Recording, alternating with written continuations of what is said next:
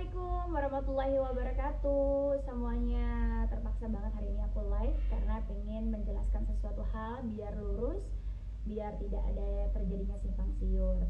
Nah, terkait dengan kejadian hari ini yang juga jujur membuat saya shock sekali, kaget sekali. Tadi tuh jadi hari ini kan aku schedule-nya adalah untuk apa sih ini nih? Laser alis aku.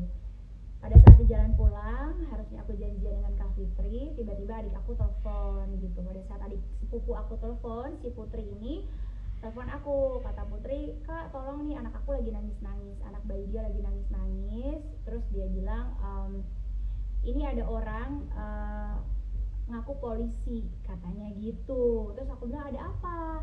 Aku nggak tahu cerita apa-apa tuh saat itu, tapi aku bilang, akhirnya aku ngomong sini sama orangnya. Aku bilang, ada urusan apa gitu, ada urusan apa ngebawa sepupu saya, ada masalah apa, saya bilang kayak gitu. Terus saya bilang lagi, kalau memang polisi beneran, mana surat perintahnya, mana identitasnya, saya bilang gitu. Jadi kalau seandainya memang polisi, harusnya memang ada juga yang namanya harus ada surat perintahnya, identitasnya juga, dan jelas gitu. Oke, ini ada yang nanya suaranya kecil. Udah jelas belum suaranya sekarang? Udah jelas belum? Oke. Nah, terus sudah gitu, aku akhirnya kan marah dong, karena memang adik aku bilang, katanya gitu, aku lagi nyusuin si anaknya dia itu nangis-nangis gitu, dan akhirnya dia lagi masuk ke belakang, bagian paling belakang mobil untuk nyusuin anaknya. Tiba-tiba ada oknum yang mengaku polisi ini, yang ternyata seorang kameramen ini, dan satu orangnya lagi itu masuk memvideo adik saya. Si kameramen ini videoin adik saya lagi menyusui yang dimana payudaranya terlihat. Dia marah dong, sebagai perempuan dia merasa dilecehkan, itu nggak bener gitu. Nah, akhirnya saya bilang lagi, kalau seandainya memang polisi, ini nih ada hukumnya gitu, ada aturannya, mana surat perintah penangkapannya, masalahnya apa, buktinya apa, faktanya apa, dan tidak seperti ini, apalagi ada anak bayi di sana gitu. Selesai cerita, akhirnya orang ini panik ketika aku udah kenal, kamu mah kameramen, saya bilang gitu. Keluar dari mobil adik saya, keluar dari mobil yang adik saya tumpangin, karena itu mobil temennya adik saya, si Putri itu punya temen kan. Terus udah gitu keluar nih akhirnya si orang ini. Nah, ada sisa satu orang lagi. Saya bilang, "Kamu polisi mana? Jabatan kamu apa? Urusannya apa?" Saya bilang gitu. "Kalau seandainya memang kamu polisi, ayo pakai prosedur yang baik dan benar." Saya bilang kayak gitu. Udah selesai itu, akhirnya orang itu keluar juga. Selesai dong, akhirnya saya bilang, videoin orang itu semuanya, siapa aja, kita akan laporkan karena mereka nggak boleh gitu. Singkat cerita, aku nggak tahu menau nih masalahnya runtunannya apa. Tiba-tiba aku tadi dengar ada voice kiriman dan lain sebagainya. Nah, jadi akhirnya aku tanya lagi ke adik sepupu aku itu, si Putri. "Put, ini ada apa Putri? Kok permasalahannya jadi seperti mengarahkan ke aku? Aku tidak pernah melakukan apa-apa." Dijelaskan lagi akhirnya oleh si Putri. Putri bilang, "Jadi gini Kak, beberapa waktu lalu itu karena orang tahu kakak itu adalah kakak sepupu aku, semua orang itu berdatangan. Memang itu wajar sih, datang juga ke aku, soalnya banyak sekali orang-orang yang berdatangan juga ke aku memberikan bukti-bukti tentang masalah orang ini. Tapi aku tidak mau bahas sama sekali karena menurut aku itu adalah aib orang, aku nggak mau buka dan lain sebagainya. Jadi kalau aku dibilangin mau menjebak itu totally salah, tidak pernah sama sekali." Tapi si adik sepupu aku ini didatengin sama temannya, yang aku temennya ya, tapi kita nggak pernah tahu, mungkin musuh dalam selimut, nggak ada yang tahu. Jadi temannya ini datang ke adik sepupu aku, bilang, Putri, katanya gitu, "Put, kebetulan adik sepupu aku namanya Putri juga. Jadi Put, ini gue ada bukti nih," katanya gitu, bahwa ternyata si orang yang lagi berantem sama kakak kamu itu bahaya banget, katanya gitu. Dia itu maaf banget, isunya sudah santer di Palembang bahwa dia itu suka memakai perempuan nakal atau menyewa perempuan di mucikari. Itu isu yang beredar, kata si temennya si Putri ini, temannya sepupu aku. Nah, terus dia bilang lagi, "Iya, yang lebih parahnya lagi, dia tuh jahat banget." "Kenapa?" kata sepupu aku ini. "Dia itu suka mencari anak-anak yang masih, maaf banget, perawan, isunya begitu, katanya nanti dia berani bayar berapapun untuk mendapatkan perawan itu."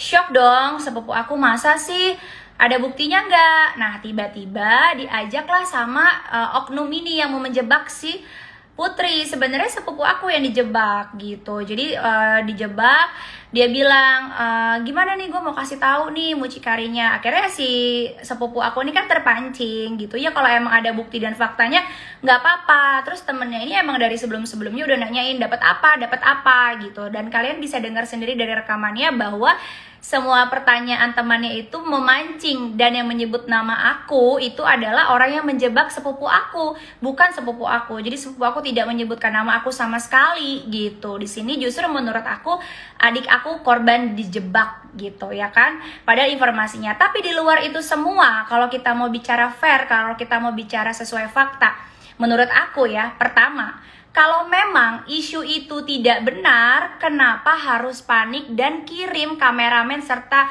oknum-oknum lainnya yang lebih dari 5 orang laki-laki untuk persekusi adik sepupu aku? Itu menurut aku. Kalau memang seandainya itu isu nggak benar, tenang-tenang aja. Kenapa harus panik dan menghukum sendiri, kayak ambil keputusan sendiri gitu. Itu yang pertama. Kalau memang isu yang beredar tidak benar, tenang-tenang aja, tidak perlu persekusi adik sepupu aku. Yang kedua adalah apa yang dia lakukan, langkah-langkahnya main hukum sendiri itu tidak benar. Kalau dia merasa ada yang tidak benar, ada bapak polisi dan aparat kepolisian, bukan ngaku-ngaku polisi alias polisi abal-abal. Dan yang ketiga, persekusi yang dilakukan itu dilakukan oleh oknum-oknum orang-orang yang sampai masuk ke mobil pribadi, yang dimana adik saya jelas anaknya sedang menangis-nangis dan mereka tahu adik saya sedang mau menyusui. Dan oknum kameramen tersebut yang mengaku polisi juga ada teleponan juga sama saya, ada video call-nya juga. Kenapa kamu melakukan pelecehan seksual dengan merekam adik sepupu saya sedang menyusui yang dimana payudaranya terlihat? Ini yang menurut saya adalah harus kita jelaskan gitu ya. Jangan sampai kita terkecoh oleh giringan opini orang lain itu.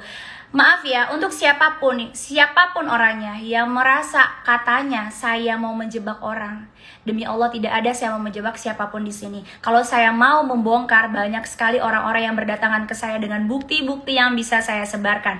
Tetapi tidak, saya tetap fokus dengan masalah fitnahan yang dia lakukan terhadap saya. Malah saya minta maaf terhadap korban-korban. Maaf ya, saya bilang gitu, mohon maaf sekali, saya belum bisa bantu kalian semua. Karena kalau kalian nggak berani speak up, ya saya tidak bisa apa-apa. Kalau kalian hanya mengandalkan saya speak up, nanti yang buruk siapa? Yang buruk adalah suami saya, yang buruk adalah agama saya, yang buruk adalah jilbab saya. Makanya dari itu, jadi buat semuanya, saya hanya mau bilang jangan mudah terkecoh dengan orang-orang yang jago menggiring opini. Jadi di sini adalah sepupu saya diberi informasi, sepupu saya Putri diberi informasi oleh oknum temannya yang katanya ada orang lain yang suka menyewa perempuan dan melecehkan wanita, bahkan yang masih perawan, dengan seorang mucikari. Lalu adik saya bilang, kalau emang ada bukti faktanya mana? Makanya jelas di situ adik saya minta mana buktinya. Kalau kita mau ngejebak orang, nggak mungkin begitu caranya gitu. Kalau memang orangnya benar dan tidak pernah berurusan dengan mucikari, dia tidak akan pernah merasa terjebak karena dia tidak pernah melakukan itu. Tetapi ini responnya malah berbalik setelah adik saya yang dijebak. Jelas rekaman itu adik saya juga dijebak. Dan yang kedua adalah ada yang panik gitu ya, mempersekusi adik saya, lebih dari 5 orang laki-laki. Salah satunya seorang kameramen yang saya sudah kenal juga dia siapa, dan dia juga menurut saya amat sangat tidak pantas merekam payudara adik saya ketika sedang menyusui anaknya. Dan adik saya bilang gini, kalau seandainya kamu ngerekam apapun gak apa-apa, silakan, katanya gitu, tapi jangan rekam payudara saya, digituin. Nah itu yang menurut saya gak etis. Dan juga kalau seandainya merasa ada yang tidak sesuai atau nggak baik, laporkan kepada pihak kepolisian dan jangan main hakim sendiri. Tidak di konten, tidak di kenyataan. Pantas aja banyak banget korban-korban yang takut untuk speak up karena ada premanisme di sini. Jadi buat saya pribadi adalah kalian jangan sampai mudah terhasut karena orang ini berbahaya sekali. Itu aja sih buat aku. Dan mudah-mudahan ini cepat terbongkar semuanya. Proses hukum aku juga mudah-mudahan bisa berjalan sebagaimana mestinya, dan mudah-mudahan keadilan ditegakkan. Itu aja sih. Jadi ini cukup penjelasan dari aku. biar tidak simpang siur. Jangan lupa semuanya, aku udah sholat maghrib. Terima kasih teman-teman yang udah ingetin. Yang teman-teman yang belum sholat maghrib, silakan sholat maghrib. Pada intinya jangan ikut campur dalam masalah ini. Tujuan saya menjelaskan sejelas-jelasnya agar tidak difitnah lagi, agar saya tidak menjadi korban fitnahannya lagi, karena saya tidak mau menjadi bulan-bulanan seenaknya dia, cukup korban-korban yang lain. Maka dari itu menurut saya kita sama-sama mengambil positif dari masalah ini, yaitu pertama, jangan sampai main hakim sendiri, jangan main premanisme, jangan persekusi orang sembarangan, jangan bohong ngaku-ngaku polisi. Terus kalau memang seandainya kita benar, gak usah takut gitu ya, gak usah ketar-ketir sampai harus mengerahkan preman-preman yang seperti itu. Jadi buat saya pribadi, ambil baiknya saja dalam masalah ini, buang buruknya, tidak perlu membuli siapapun, karena semua akan ada pertanggungjawabannya di dunia akhirat. Jangan sampai kita menjadi orang jahat karena orang jahat. Itu aja sih. Jadi cukup dengar, pahami, dan tidak usah ikut campur buat saya pribadi ya. Nanti nggak ada keuntungan buat kalian. Itu aja, mau di pihak sana, mau di pihak sini, kalian tidak mendapatkan keuntungan apapun. Pada intinya dalam kasus saya ini, kita harus berani melawan orang-orang yang zolim. Kita harus berani speak up orang-orang yang zolim agar tidak ada korban-korban yang lainnya. Tetapi kita juga tidak boleh menjadi orang yang jahat juga, tidak perlu menjadi orang yang licik juga. Cukup kita mengucap aja dalam diri, na'udzubillahi min dzalik. Jadi semuanya jangan lupa ya, baca istighfar dan bilang na'udzubillahi min dzalik. Jangan sampai kita menjadi orang yang zolim.